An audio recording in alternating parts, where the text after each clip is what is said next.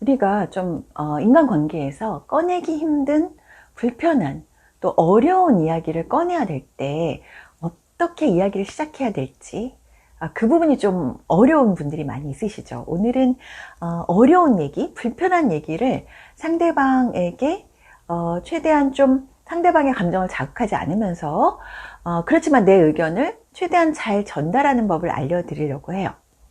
우선 공식이 있는데요. 이 공식을 좀 따라서 말씀을 해주셔야 돼요.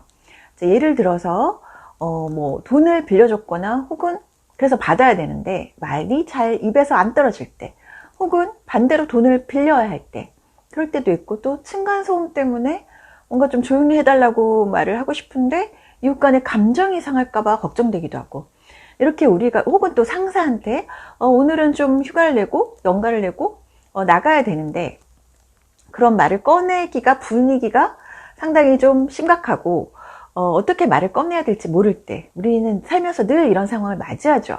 그럴 때 주의할 사항과 어떻게 전달하면 되는지, 우선 첫째, 이게 이제 I 메시지라는 방법인데요. 대화의 방법 중에 우리가 감정이 상하는 경우는 You 메시지로 시작했을 때 감정이 상하는 경우가 많아요. 이 말은 뭐냐면 You 메시지라 함은 주어가 당신, 너인 경우예요. 그러니까 너가 맨날 그렇게 문제를 일으키니까 그렇지, 당신이 문제잖아 라는 것을 전제로 하는 대화법을 You 메시지라고 해요. 그렇게 말하면 이제 시작을 이렇게 하는 거죠. 또 늦었네, 또 늦었어. 뭐 이렇게 부부간에도 대화를 한다면 그건 당연히 당신이 늘 문제야 라는 You 메시지를 깔고 있는 거예요. 그러면은 I 메시지는 어떻게 하느냐? 나는으로 시작합니다. 주어가 나예요. 그러니까 불편함을 느끼는 사람은 나이니까 내가 부탁을 하고 요구를 하는 주체가 되는 거죠. 그러한 철학이 깔려 있기 때문에 상대방을 기분 나쁘게 하지 않으면서 나의 요구를, 나의 요구사항을 관철시킬 수 있는 그런 부드럽고 효율적인 대화법인데요.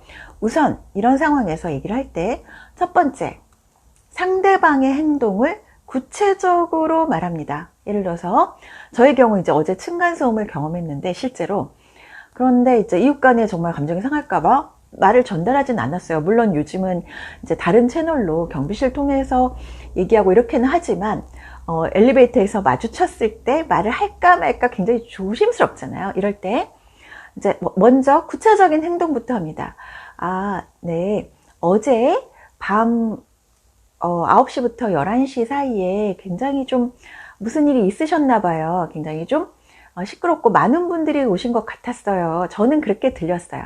저한테는 그렇게 들렸어요. 이게 아이메시지예요. 그런데 그 다음에 두 번째 공식, 상대방의 구체적 행동, 그 다음에 두 번째 공식, 내가 느끼는 감정을 말합니다. 그런데 어제 제가 야근하고 굉장히 특별히 피곤했어서 좀 일찍 자고 싶었었거든요. 그런데 이제 소음 때문에 못 자서 좀 많이 피곤했어요. 이렇게 저의 감정을 전달합니다.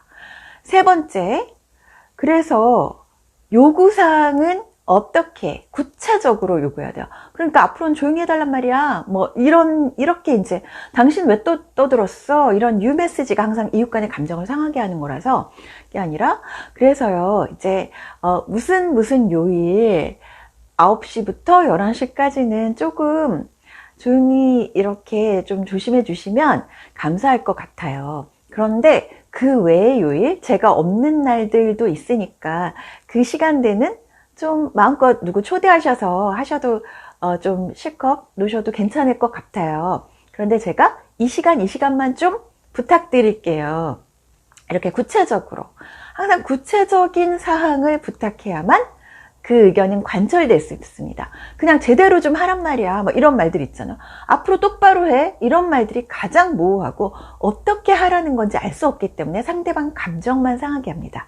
자, 다시 요약하면 상대방의 구체적인 행동, 그로 인해서 내가 느끼는 감정, 그리고 앞으로 부탁할 사항 구체적으로, 네, 이렇게 전달하면요 껄끄럽고 불편한 얘기도 서로 감정을 상하지 않고 잘 전달할 수가 있습니다. 특히 자신의 감정도 상하지 않은 상태에서 전달하시는 것 주의하세요.